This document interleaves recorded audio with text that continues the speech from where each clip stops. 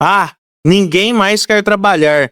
Essa geração é muito preguiçosa e cheia de mimimi. Você reclama dos políticos, mas eu garanto que você não lembra nem em quem votou. Vendo vocês gastar dinheiro com show de artista, eu não faço isso. Tinha que ser mulher, né? Aí se a gente fala, tudo é machismo. Se você ainda acredita nisso em pleno 2026, o problema é seu. Diz que é contra privilégios, mas os seus você defende. Enfim, é hipocrisia. Cuscuz paulista é bom. Pão de queijo nem é gostoso, os mineiros forçam demais. Você sentiu raiva com alguma das frases que ouviu? Pensou em pausar o episódio? Quis comentar ou avaliar negativamente? Pensou em compartilhar e falar mal do nosso programa? Conhece alguém que teria essas reações? Você é uma pessoa que teria essas reações? Pois é, isso é cair em iscas de raiva. Isso é a tradução do termo em inglês rage bait. Em 2025, o termo foi eleito como a palavra do ano da Oxford University Press. Essas iscas são definidas pela universidade como um conteúdo online feito propositalmente para causar raiva ou indignação, normalmente para aumentar o engajamento de quem publicou. Na prática, é como fizemos no começo do episódio. Iscas como essas foram usadas pela primeira vez em 2003, em avaliações de serviços na internet, mas ficaram mais conhecidas com influenciadores digitais que usam e abusam desse tipo de conteúdo para ganhar fama. Em 2024, a palavra eleita pela Oxford foi outro termo utilizado na internet, o brain rot. Trallallero trallallà, tung tung tung tung tung tung tung tung tung sahur, bombardiro crocodilo, la vacca Saturno Saturnita, brr brr patapim, lirili larilà, ballerina cappuccina. Esse áudio que você ouviu é um dos vários virais no TikTok, dos chamados brain rots italianos. Apesar do termo ter viralizado com memes como esse, ele foi usado pela primeira vez em 1854 pelo americano Henry David Thoreau e na tradução para o português significa apodrecimento cerebral. Isso foi no livro Alden ou A Vida nos Bosques, usado para descrever pessoas com dificuldade de se concentrar e formular pensamento crítico. Esse é o mesmo sentido que a palavra tem hoje em dia, só é mais diretamente relacionada com o uso de celulares e computadores sem pausas, como passar horas na timeline assistindo vídeos curtos. Para entendermos melhor sobre esses dois termos, no episódio de hoje, eu e o estagiário de jornalismo Bruno Stocco conversamos com Érica Mariosa, mestre em divulgação científica e cultura e doutora em ensinos de ciências, com pesquisas que envolvem tanto a divulgação científica quanto as plataformas digitais. Eu sou Túlio Daniel. E eu sou Dielen Borges. Nós somos jornalistas da Diretoria de Comunicação Social da UFO. E está começando mais um episódio do Ciência ao Pé do Ouvido, Rage Bait e Brain Rot. O que a internet está fazendo com a gente?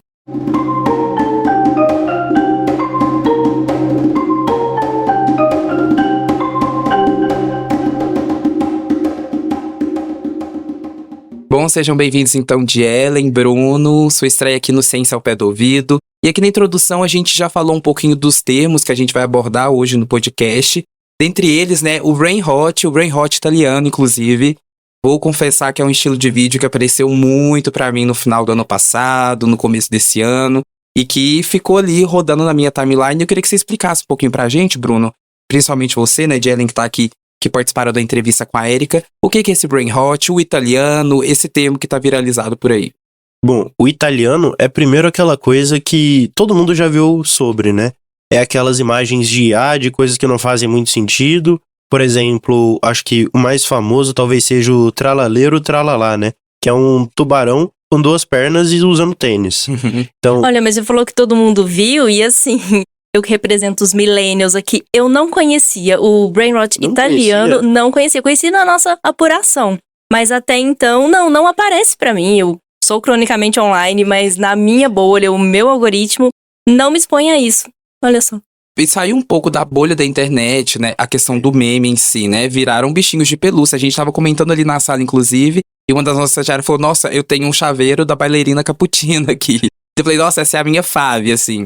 Mas é algo que viralizou. E, Bruno, só que o brain rot não tá limitado a esse meme, né? É um termo mais geral que fala sobre esse apodrecimento mental. E é engraçado porque eu nunca tinha parado, não tinha conhecido o termo antes do meme, inclusive diferente da experiência da Jelen, mas eu tenho um costume, eu sou uma pessoa que consome muito, por exemplo, vídeos curtos, e eu tenho, quando tem um dia cansativo, alguma coisa assim, eu falo brincando, né? Nossa, hoje eu quero só chegar em casa e derreter minha cabeça ali no TikTok, ali assistindo um Reels, e é basicamente isso o Brain Rot, né? Isso, é essa coisa de você desligar a cabeça, não pensar em nada e ficar ali com fluxos muito rápidos de atenção. Então presta atenção 8 segundos, já vai pro próximo, e aí mais 3, e aí vai pro próximo. Não consegue pensar direito sobre alguma coisa, refletir criticamente, né? E o italiano, o Brain Rot italiano, ficou muito conhecido justamente por conta disso. São coisas que não fazem muito sentido, que chamam muita atenção muito rápido, e o italiano vem só de ter o nome italiano, né? E a gente vai falar hoje também de rage bait, e eu queria saber da Jelen, você já caiu nessas iscas de raiva? Olha, já caí sem saber que estava caindo. Eu também achei assim, acho que não aparece tanto pra mim. Antes de fazer apuração, associava mais a discurso de ódio.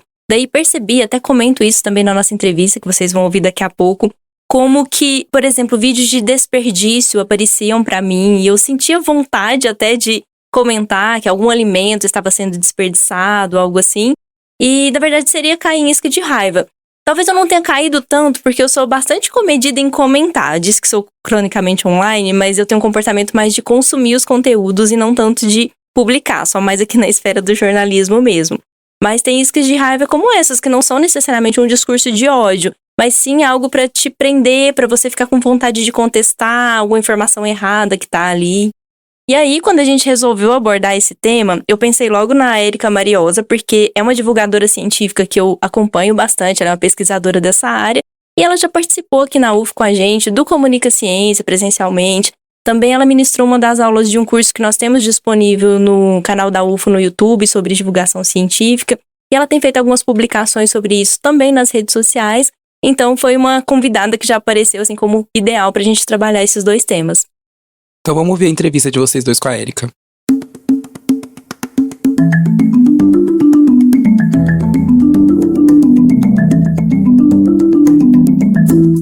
Érica Mariosa, agradecemos muito a sua participação. Como estávamos conversando nos bastidores, nossos ouvintes não acompanharam, mas a nossa parceria aí com a Érica já vem de bastante tempo, de curso online que a gente fez na pandemia, que está no Instagram da UFO, participação no evento Comunica Ciência, e agora estamos recebendo você aqui no podcast Ciência ao Pé do Ouvido. Muito obrigada por ter aceitado participar com a gente.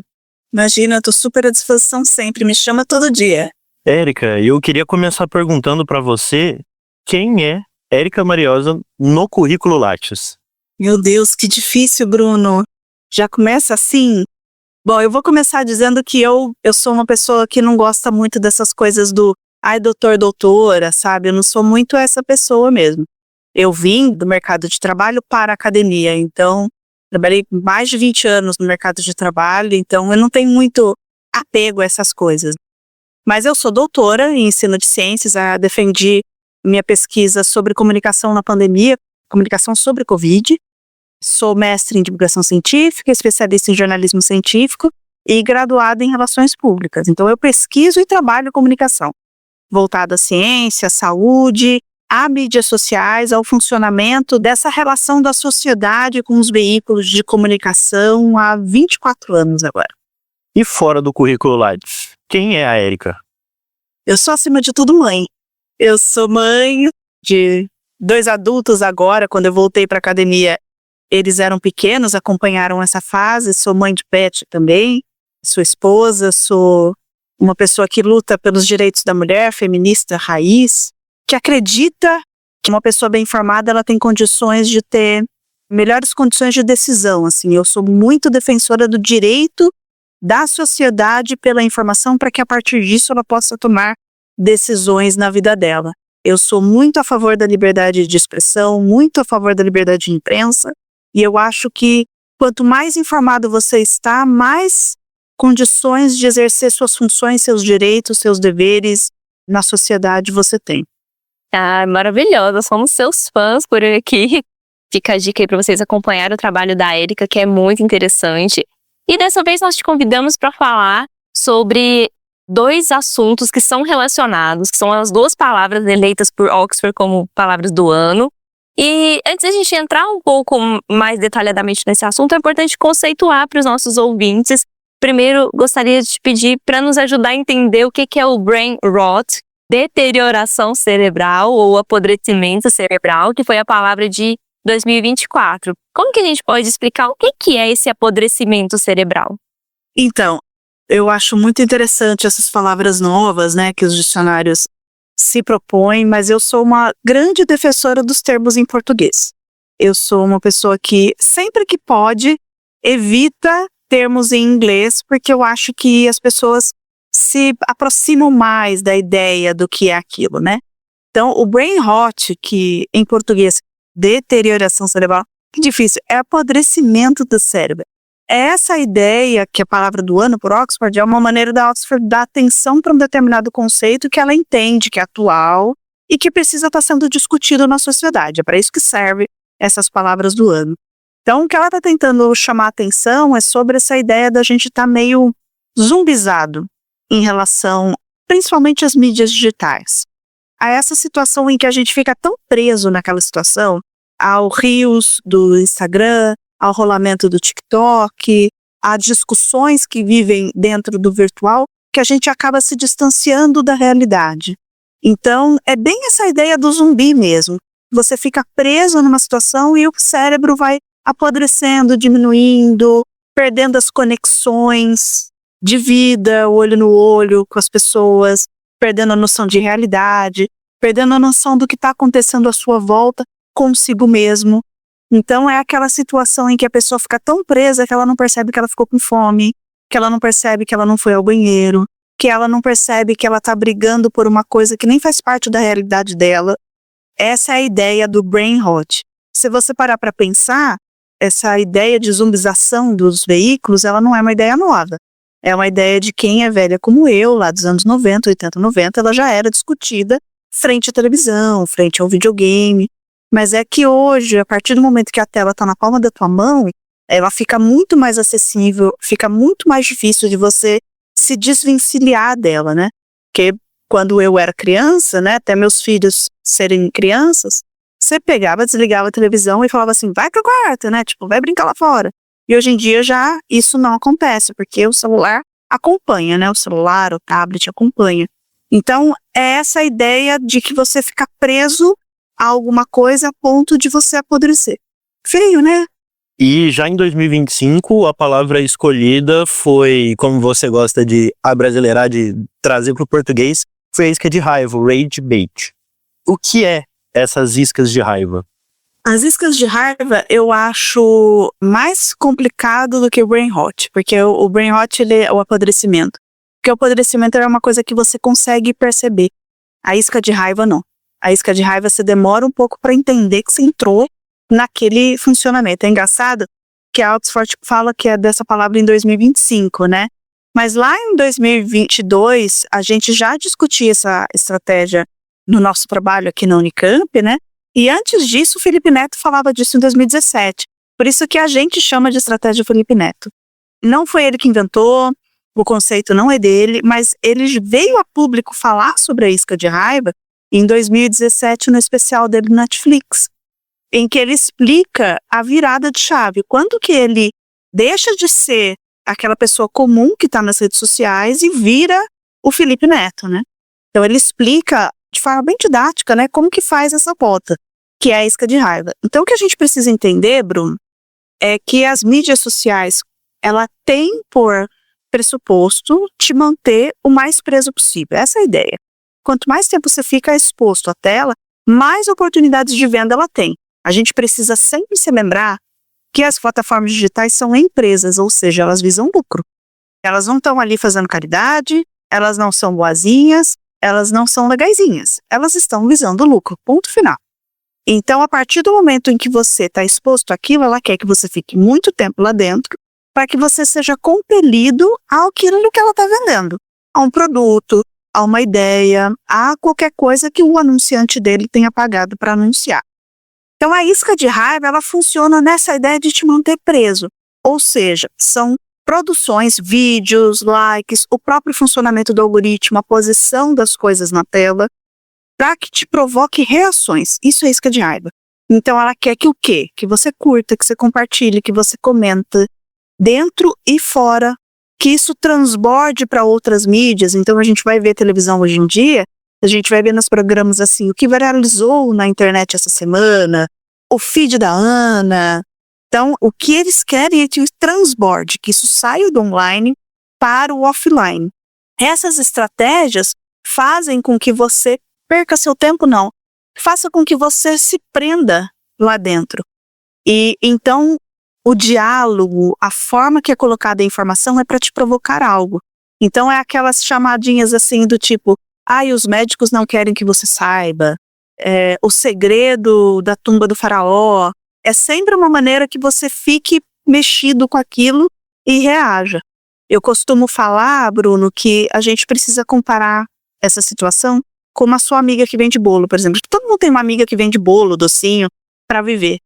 Quando aparece nas suas redes sociais assim, o bolo da Érica, e aparece o caso do cachorro-orelha, por exemplo, com o cachorro horrível, qual dos dois você vai ficar indignado e vai agir sobre ele? Você vai ajudar a tua amiga ou você vai ficar indignado com essa notícia horrível? Então, você imagina isso usado para lucrar. Então, é colocar a situação de uma maneira onde você sempre reaja. Sim, e muito obrigada aí, Érica, por ter mencionado a questão do seu texto também. Até aproveito para deixar a dica para os nossos ouvintes, porque li o seu texto, foi até por isso que chegamos até o seu nome, acompanho o seu trabalho e vi quando o Oxford divulgou a palavra que você tinha falado do estudo de vocês lá de 2022. Então o texto A Sociedade do Espetáculo e a Individualização do Ódio está lá no blog Unicamp, bem acessível. A gente pode deixar o link também na descrição do episódio, mas é bem fácil de localizar esse texto, muito bom. Vocês até se anteciparam. Obrigado, Érica, pelo esclarecimento. Já já a gente volta a ouvir um pouco mais da conversa com ela. Antes disso, os efeitos que as iscas de raiva e o apodrecimento cerebral causam nas pessoas são enormes. Para entender como isso dificulta a vida de todos, principalmente de crianças e adolescentes, vamos ouvir uma psicóloga. Rafaela de Menezes Veloso é especialista em neuropsicologia e psicologia clínica. Seja bem-vinda, Rafaela. Olá! Bom, começando pelo brain hold, o brain hold seria, popularmente falando, como se fosse um apodrecimento mental simbólico. E o que ele é? Ele não é um diagnóstico, mas representa o efeito do consumo excessivo de conteúdos rápidos, superficiais e altamente estimulantes das redes sociais. E o que esses conteúdos têm feito? Eles têm treinado o nosso cérebro para o imediatismo, para as coisas rápidas, aquele conteúdo um atrás do outro, que está reduzindo a nossa capacidade de concentração, de reflexão, de leitura profunda, de pensar, e, consequentemente, faz com que a gente não tolere o tédio, ou seja, causando o que popularmente o termo traz, um apodrecimento mental, tirando a nossa capacidade criativa, tirando a nossa capacidade de raciocinar de forma complexa. Já o rage bait é uma estratégia que é usada para provocar a raiva de forma intencional. Ou seja, o conteúdo ele é polêmico, ele é absurdo, justamente para gerar a raiva de maneira intencional, para trazer engajamento mesmo. Ou seja, com aquela raiva, ela vai acessar o nosso sistema emocional mais primitivo para manter as pessoas ali presas naquele ciclo de irritação, comentando, compartilhando, trazendo aquele conteúdo várias e várias vezes. Ou seja, é uma estratégia proposital. E acaba que os dois fenômenos, eles estão diretamente ligados. Enquanto o brain hold diminui a nossa capacidade crítica, o rage bait se aproveita disso para nos tornar mais reativos, impulsivos e emocionalmente desgastados. E isso aumenta os nossos níveis de estresse, a ansiedade e o cansaço mental sem que haja esforço cognitivo real. Então, ou seja, os sinais comuns desses ciclos, eles incluem uma dificuldade, ou seja, quando que a gente é preso no ciclo dessas duas coisas? Quando a pessoa já não consegue ficar longe do celular, quando alguém pede para ela ficar longe do celular, ela já fica irritada, já briga, não tem paciência para texto longo, fica irritada frequentemente depois de usar a rede social, tem a sensação de ter perdido tempo sem saber. Crianças e adolescentes têm um risco maior com relação a alguns conteúdos da rede social, porque eles ainda não têm toda a maturidade emocional desenvolvida. Então, o que a gente sugere para os pais é fazer um filtro de conteúdo para os seus filhos. Tem alguns aplicativos, algumas ferramentas que pode instalar nos celulares, computadores, para poder justamente bloquear o tipo de conteúdo aos quais as crianças e adolescentes têm acesso. Por exemplo, nada de conteúdo violento, nada de conteúdo sexual, filtrando bastante os conteúdos. O que acontece? Criança e adolescente até ainda estão em desenvolvimento de várias questões emocionais, psicológicas e cognitivas.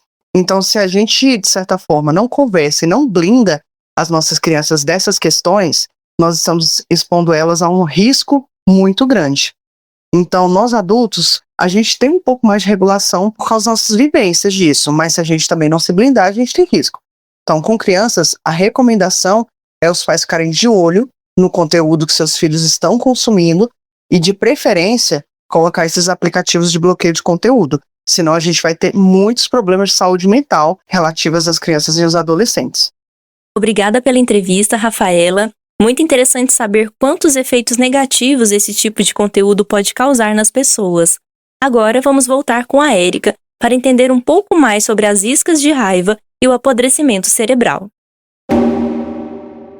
E sabe que você falando que acha mais difícil a questão do rage bait, da isca de raiva, quando a gente estava produzindo o episódio, eu cheguei a comentar, nossa, apodrecimento do cérebro, super me identifico. Às vezes acho que o meu tá apodrecendo também se eu começar a consumir mais. Mas eu cheguei a comentar assim com o Bruno, eu acho que isca de raiva não fica aparecendo pra mim, não. Olha o tanto que eu tava ingênua em relação a isso, porque eu fui ver os exemplos e aparece sim. Que eu tava achando que eram aqueles conteúdos tipo discurso de ódio político, que o algoritmo mais ou menos vai vendo qual que é o nosso espectro político e não mostra tanto os outros conteúdos. Então até a gente acaba correndo o risco de ficar numa bolha, parecendo que todo mundo pensa como a gente. Mas eu percebi que era porque eu não tinha compreendido ainda os vários exemplos de isca de raiva. Então apareceu na minha pesquisa a questão dos vídeos de desperdício.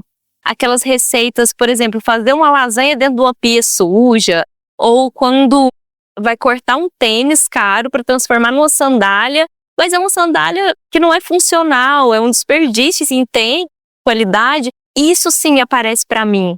Ou nomes errados, ou também conteúdos misóginos. Por exemplo, tem um vídeo que foi considerado um exemplo de isca de raiva, que é do pai de menino e o pai de menina. O pai de menino na escada rolante no shopping com um videogame e o pai de menina com boneca, glitter, e é dizendo, olha só como é ruim ser pai de menina. Então já tem um ódio ali de, eu odeio umas mulheres, eu odeio as filhas. E nos comentários, mulheres que, assim como eu, estão ali engajando porque querendo desmentir aquilo que ele está dizendo. Não, ser pai de menina é legal sim, mas na verdade é a gente caindo numa armadilha. E aí eu quis partilhar essa questão dos exemplos, porque às vezes a gente acha que não tá caindo na isca de raiva e tá, porque são diversificados nos exemplos, né? Por que a raiva nos engaja tudo? Por que o ódio leva a esse engajamento que faz, inclusive, esses produtores de conteúdo fazer esses conteúdos intencionalmente para gerar raiva? Por que a gente acaba engajando mais pela raiva, como você disse, citando o caso do cachorro orelha, do que em outros tipos de conteúdo? É o negócio da reação. O que a rede social quer é que você fique lá dentro. E a partir do momento que você fica lá dentro, você precisa de alguma forma estar interagindo com aquilo. E a raiva, ela é um indutor de reação. Então é só a gente observar ao longo da nossa vida, quando a gente recebe uma mensagem de amor, a gente vê um gatinho fofinho na nossa tela, a gente faz assim, ai que bonitinho, e passa. Mas quando a gente vê o videozinho do cara com uma mensagem subliminar de ódio da filha, a gente fica preocupada, como mãe, né? A gente fica preocupada, fala assim, meu Deus, eu preciso alertar as mães, minhas amigas, que isso não é um conteúdo certo. Então, é o negócio da reação. E o ponto principal dessa história, de Ellen, é que a gente foi ensinado, a gente vive com a comunicação via redes sociais há 30 anos. O boom da internet, né, o advento da internet, ele foi em 1990, e a partir disso foi se plataformizando as relações. Antes de existir o Facebook, o Instagram, existiam outras. O Orkut, o MySpace, o ICQ, houve outras plataformas no qual a gente foi se acostumando a falar, a ter relações sociais dentro de uma plataforma, né? E a gente foi aprendendo a viver nessa sociedade sem se questionar do porquê que aquelas plataformas tão boazinhas estavam dando gratuitamente essa possibilidade de comunicação. Por que antes a gente pagava caríssimo numa ligação de telefone e agora a gente consegue estar aqui conversando, eu aqui em Campinas, você aí em Uberlândia, sem gastar nada? Não existe almoço grátis. Existe todo o funcionamento lá atrás. Então, quando a gente entende que plataformas digitais, Google, Amazon, Mercado Livre, qualquer uma, o objetivo dela é lucro, a gente passa a entender a nossa relação com ela. Então, o que as plataformas digitais entenderam, que o que faz você ficar preso lá dentro é a reação, é o engajamento, é o ódio. E o ódio, ele é maior do que o amor, ele é maior do que a saudade, ele é maior do que o relacionamento. Se a gente for parar para prestar atenção em filmes que a gente assistiu ao longo da nossa vida, novelas que a gente assistiu ao longo da nossa vida, quando a gente via a novela das 8 lá na televisão, a gente comentava no dia seguinte, o tapa que a protagonista levou, o ódio ele leva, entendeu? Ele leva a reação. Trazendo um pouco sobre justamente esses efeitos que são muito constantes, eles também trazem uma coisa anterior, né? Que é quem cai nesse tipo de conteúdo, que são todos os usuários. Mas tem uma pesquisa da Universidade da Flórida, que em inglês é um nome muito complexo, vou trazer para o português, que é a venda de emoções. É a isca de raiva contra a isca de informação, como clickbait nos títulos de notícia. Então, ela analisa no Facebook publicações de canais de informação, de notícias, e vê o que dá mais engajamento, né? Por reações, por comentários, tanto daquelas iscas de informação, que são aquelas que deixam você com curiosidade. Ah, vejo o que esse famoso disse sobre o bolo da Ana Maria Braga. Uma coisa desse sentido, né? E as próprias iscas de raiva. O estudo chegou à conclusão que o espectro político mais à direita, ele é mais suscetível a cair nessas iscas de raiva, enquanto o pessoal mais à esquerda no espectro político é suscetível às iscas de informação. Claro, é um estudo que foca nos Estados Unidos, né, mas trazendo para o Brasil, essa relação, ela mantém esse mesmo ritmo, essa mesma visão? Então, Bruno, eu acho que é um pouquinho mais complexo do que os Estados Unidos, assim. É lógico que quando a gente pensa em política, políticas são ideologias de vida, né? Então é óbvio que você vai olhar para determinada linha ideológica e vai se identificar mais do que outras. Não é essa a questão. Mas é que na minha pesquisa de doutorado eu fui observar exatamente isso, a comunicação durante a Covid, e no Brasil a gente tem atravessamentos que são tão complexos quanto. Então eu vou usar uma sugestão de isca de emoção. É isca de emoção mesmo o termo, né? Para a gente entender as diferenças dos Estados Unidos para o Brasil, que eu acho importante a gente falar sobre isso. Foi minha pesquisa de doutorado, né? Sobre a comunicação na pandemia. Então, quando a gente estava ali mais pro finalzinho da pandemia, quando a gente estava falando sobre vacina, não sei se vocês se lembram, mas a gente tinha uma quantidade de pessoas que era super a favor da vacina e tinha uma quantidade de pessoas que não eram a favor da vacina. E existia um monte de informação sobre tudo no meio do caminho rodando, né? Então, quando a gente vai falar sobre vacina para a pessoa, ela fica na dúvida, ela considera tal. Mas quando a gente vai falar sobre vacinar recém-nascidos, a conversa é outra coisa. Quando a gente fala para uma mãe, assim, olha, mãe, é preciso vacinar o seu filho e que acabou de nascer sobre uma doença que a gente acabou de descobrir e acabou de fabricar a vacina. Então, a pessoa que está ali tomando uma decisão sobre o filho dela tem um peso sobre o pai idoso, o tio idoso, que foi a primeira leva da vacina. Ela tem uma carga emocional muito maior do que você decidir sobre o próprio corpo. E no Brasil a gente tem que acrescentar dificuldades de acesso à informação. Então, quando a gente fala assim, o Brasil tem 90% de acesso à internet. O Brasil é um país continental. E apesar desse número estar correto, não significa que todo mundo tem o mesmo acesso à internet. Não significa que todo mundo tem a mesma banda larga.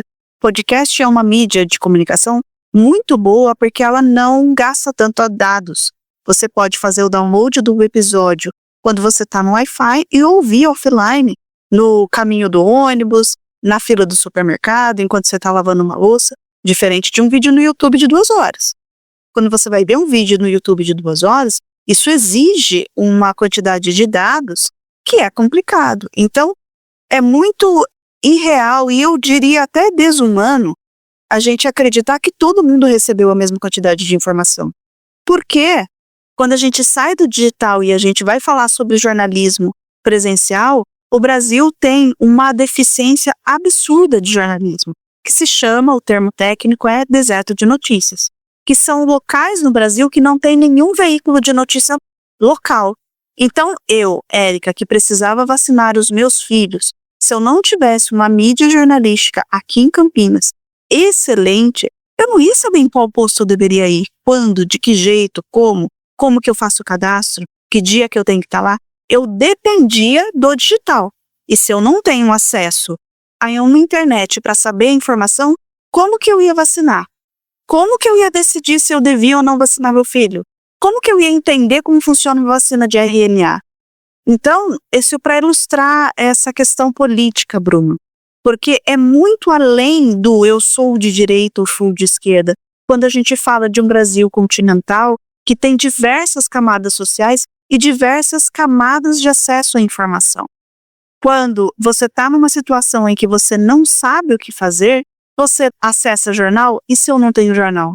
Você acessa internet, e se eu não tenho acesso à internet? E se a minha rede de confiança, que é o meu pai, minha mãe, meu avô, meu médico, meu vizinho, o meu pastor, está dizendo uma coisa diferente do que os jornais estão falando, do que a política está falando? Como que eu tomo essa decisão?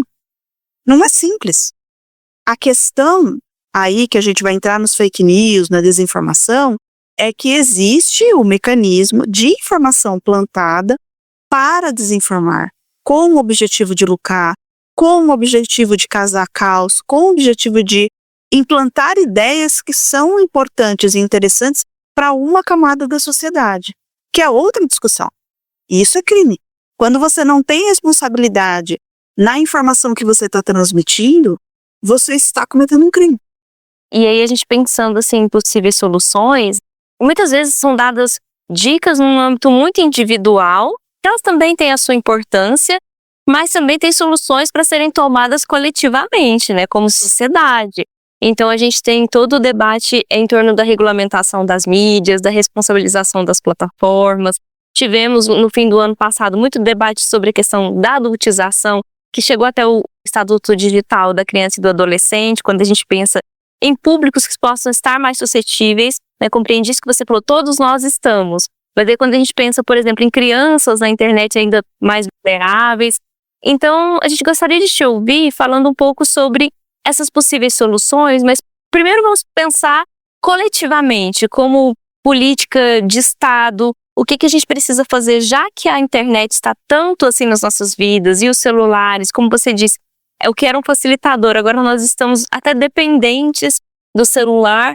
O que deve haver de regulamentação para que a gente possa ter um uso mais saudável, mais correto, menos suscetível a conteúdos como esse? Eu acho que são camadas de ações que precisam ser feitas socialmente, falando, Jelly. A gente tem a regulamentação das mídias digitais, ela é uma coisa de âmbito nacional, de Congresso Nacional, que precisa ser discutido. E o cerne da discussão da responsabilização é a gente entender quanto sociedade que plataformas digitais, elas são uma qualidade de empresa que visa lucro, que exerce atividade em outra. Então, por exemplo, uma rede de notícias, como o Instagram, se você propaga notícias, você tem que entrar na mesma regulamentação de um veículo de notícias. Se você é uma plataforma digital que mexe com dinheiro, você tem que entrar na mesma regulamentação de um banco. Então, é entender que a plataforma digital, ela não está aquém, ela não está separada, ela não tem uma legislação separada, ela tem que ser enquadrada onde tem que ser. A gente já tem um sistema de leis em funcionamento. A diferença é que as plataformas digitais, elas se dizem uma coisa fora disso. Então, por exemplo, se você Facebook, quer atuar dentro do Brasil, você tem que se enquadrar às leis brasileiras. Então, você tem que ter um escritório aqui, um representante aqui, tem que recolher impostos aqui, você tem que respeitar aqui. A gente tem um estatuto da criança e do adolescente. Então, se não se pode vender determinados brinquedos para determinadas idades, se você não pode mostrar determinados programas para determinadas idades, a criança também não pode ter acesso ao celular, à internet. As plataformas digitais, ela tem uma limitação de idade. Isso tem que ser respeitado. E aonde que fica complicado para o pai, por exemplo? Quando a sociedade impõe o uso independente do que ele quer. Um exemplo bem desse funcionamento. Eu coloquei meu filho na escola e essa escola exige que essa criança tenha um aplicativo para acompanhar as aulas, para acompanhar a agenda, para acompanhar as tarefas. Se essa criança não pode ter um celular, ela não pode ter acesso às redes sociais, por que a escola tem um aplicativo e por que eu estou aceitando isso? Então, isso é do âmbito nacional, mas isso também é do dia a dia. Se eu tenho um convênio médico que faz agendamento online, ela também tem que ter um agendamento pelo telefone, ela também tem que ter um agendamento presencial. Se eu preciso tirar o meu RG e tomar a minha vacina, eu não posso ter como única e exclusiva um agendamento via celular. Eu preciso ter um telefone que eu vá ligar, eu preciso ter um lugar para ir. Se eu tenho uma conta de banco num banco digital, ela tem que ter pelo menos uma sede na minha cidade. Ela tem que ter uma sede no meu estado, ela tem que ter um lugar físico onde eu possa ir exercer os meus direitos. Eu defendo que a nossa briga política, ela está na aplicação da lei que já existe. Então, se o meu influencer vai lá, abre um canal no YouTube e começa a falar abobrinha, porque o podcast dele é uma mesa de bar e ele pode falar o que quiser, na hora que ele comete um crime, a gente responsabiliza aquele CNPJ. Porque existe uma lei de imprensa no Brasil. Existe uma lei de expressão, existe uma lei bancária, existe uma lei criminal, existe uma lei administrativa. O Brasil tem. Só que as plataformas digitais se posicionam como uma coisa fora. Ah, eu não entro porque eu não sou do seu país, ah, porque eu não sou banco. Ah, porque eu não sou um veículo de notícia. Se ela atua como tal, ela é. Bom, e a gente falou muito da questão do celular, né? Você acabou de dizer, para marcar uma consulta, para relação com a escola. E a gente, quando fala até do apodrecimento cerebral, é muito porque também acaba sendo, para muitos de nós, uma fonte de entretenimento, de um entretenimento mais barato e fácil. Claro que a gente sabe que nem todas as pessoas têm acesso à internet com um pacote de dados suficiente para isso, mas para muitos ficar deitado na rolagem infinita das redes sociais, muitas vezes por falta de outras opções também de lazer, porque uma forma de enfrentar esse vício nessa dopamina que é liberada tão rapidamente por meio das redes sociais é a liberação lenta da dopamina que a gente tem em outras atividades, como a de leitura, a do passeio ao ar livre, a conversa olho no olho, parar para conversar com um amigo sem ser olhando o celular toda hora, né? Ou mesmo assistir um filme. A gente tem acompanhado algumas notícias recentes de filmes que já estão sendo produzidos, considerando que a pessoa vai parar para mexer no celular. A última temporada de Stranger Things na Netflix, nada muito confirmado, mas tem esse debate na internet de que as falas, o roteiro repete muito, porque já teriam considerado que as pessoas vão parar de assistir para mexer no celular e para não ficarem perdidas depois tem isso. Então, falamos de aspectos mais funcionais, mas tem toda essa parte do entretenimento também, de ter se tornado o nosso principal entretenimento. Qualquer descanso que a gente vai ter, a gente para um pouquinho para assistir alguns vídeos, e isso, ainda que não seja então essa economia da raiva, mas é uma economia da atenção que nos mantém ali, mas que também seria interessante termos mais opções de lazer, museus, praças, atividades ao ar livre que nos tirasse um pouco da nossa cara da tela, né, Érica? É isso que eu acho que é o político, entendeu? É o político da gente exigir, dentro da nossa sociedade, da nossa bolha, que haja ações que a gente saia da tela. Então, nenhuma instituição pode te obrigar a ter o único acesso a ela ser digital. Quando você tem filhos, você vai votar no seu político para ser prefeito, para ser vereador, presta atenção nisso. Ele está incentivando atividades na cidade onde é acessível e as pessoas podem estar, porque tem isso. Dependendo do lugar que a gente está, é acessível. Mas a gente também tem, no âmbito do individual, e isso é difícil, eu não vou dizer que não é, mas é da gente se policiar mesmo no dia a dia, assim. Eu tenho meu tempo livre, então eu tô ali com a criança comigo, ao invés de colocar ela na frente do celular, ensina ela a pintar, põe ela para fazer massinha. Eu sei que é complicado, porque a gente vive numa sociedade onde a gente está muito imerso nisso. Mas a única maneira da gente sair dessa lógica é sair da tela. E isso é tanto no sentido individual, a gente vai dormir, não colocar o celular do lado, colocar ele longe pra gente não ficar ouvindo notificação. Vai resolver, vou cozinhar, vou fazer o almoço, é deixar o telefone longe, porque se for urgente a pessoa vai ligar.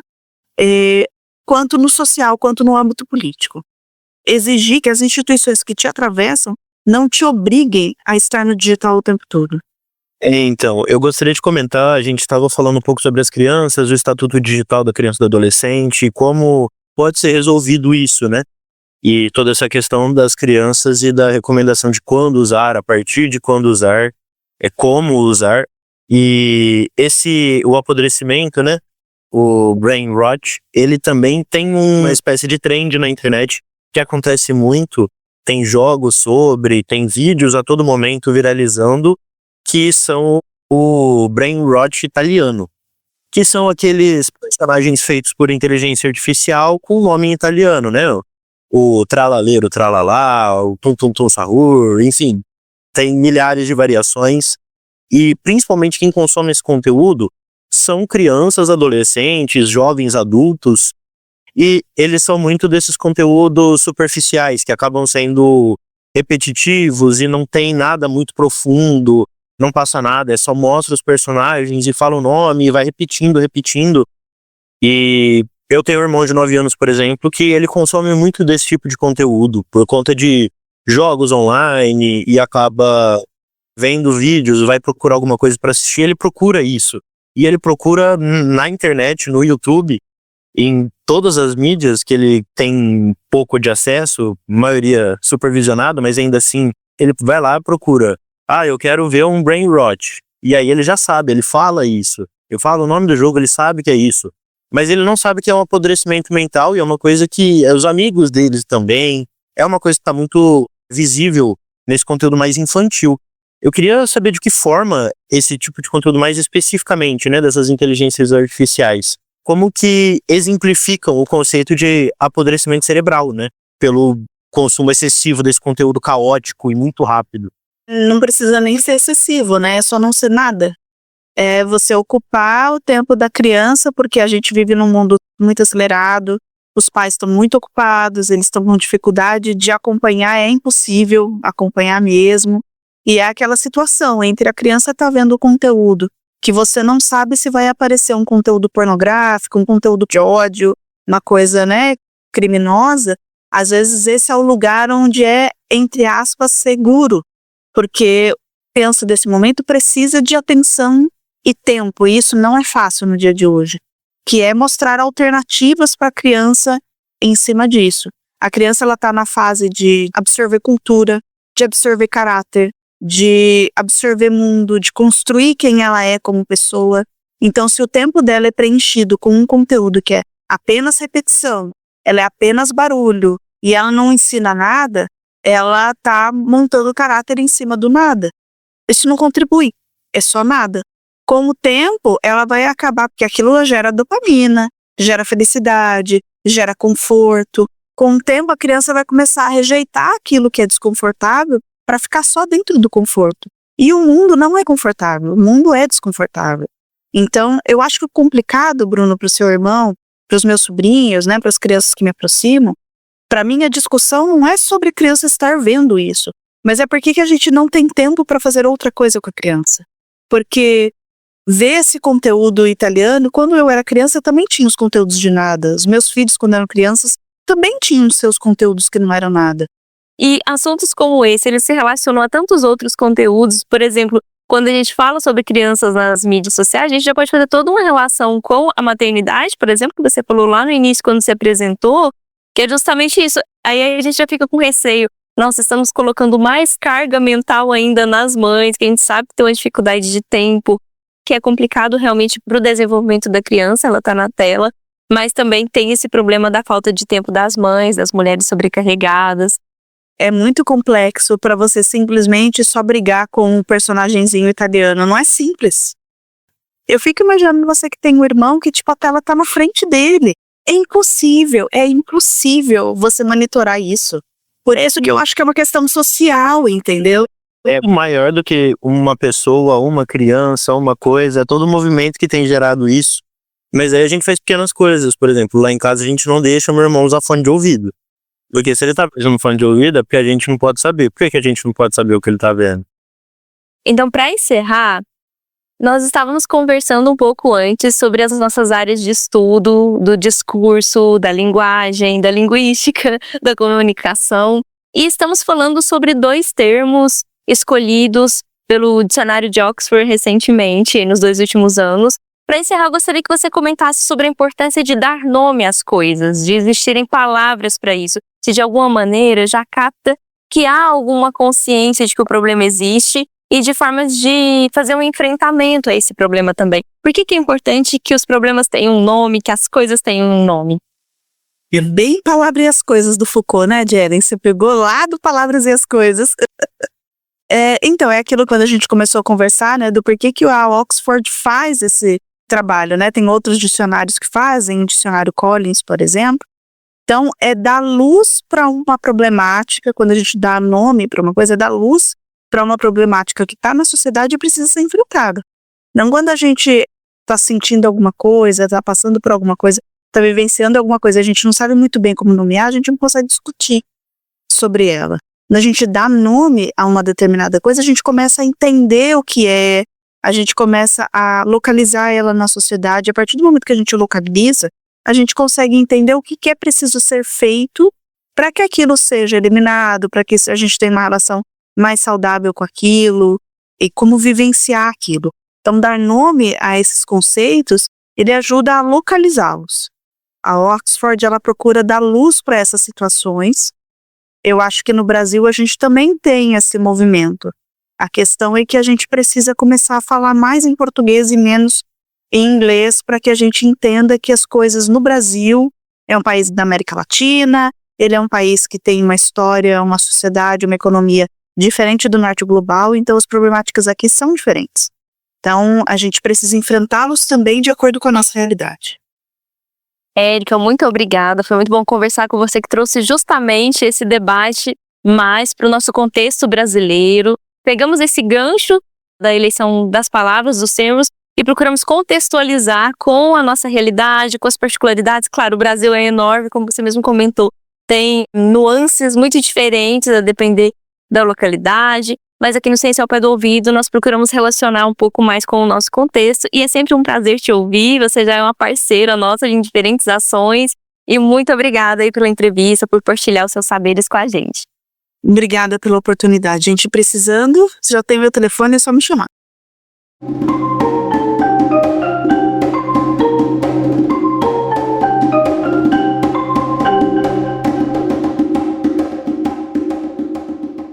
Obrigado, Jelen e Bruno, pela entrevista e Érica pela participação. Agora é o momento em que você, que acompanha o Ciência ao Pé do Ouvido, nos avalia. Se você nos ouve pelo Spotify, dá 5 estrelas e comenta o episódio. E segue a gente nas redes sociais. Estamos no X, antigo Twitter, @aopédoouvidopod, e nos perfis oficiais da UFO. Quer participar do Ciência ao Pé do Ouvido com pergunta ou comentário? É só mandar uma mensagem de texto ou áudio para o nosso WhatsApp. Nosso número é 34999484655. Muito obrigado por nos ouvir até aqui e até semana que vem. O Ciência ao Pé do Ouvido é o podcast da Divisão de Divulgação Científica da DIRCO, a Diretoria de Comunicação Social da Universidade Federal de Uberlândia. Produção, entrevista e roteiro desse episódio foram feitos pelo Bruno Stocco e por mim, Jelen Borges. A apresentação e a supervisão do roteiro ficaram comigo e com o Túlio Daniel. Nós somos jornalistas da DIRCO. Produção imagética é da Divisão de Publicidade e Design Gráfico da DIRCO. A ilustração é de Thiago Henrique e o layout de Abrão Júnior. Já a divulgação nas mídias sociais é feita por mim. A principal transição sonora é composição do percussionista Eduardo Fraga Túlio, que é pesquisador e professor de música aqui na UFO. A captação de áudio foi feita por Euler Reis. Edição, montagem e finalização são do Márcio Gama. A direção de comunicação social da UFO é do produtor cultural e pesquisador João Damásio. O Ciência ao Pé do Ouvido tem apoio da Fundação de Amparo à Pesquisa do Estado de Minas Gerais, a FAPEMIG. Até o próximo episódio.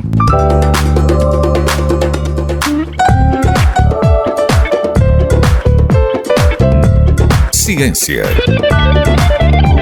ao Pé do Ouvido.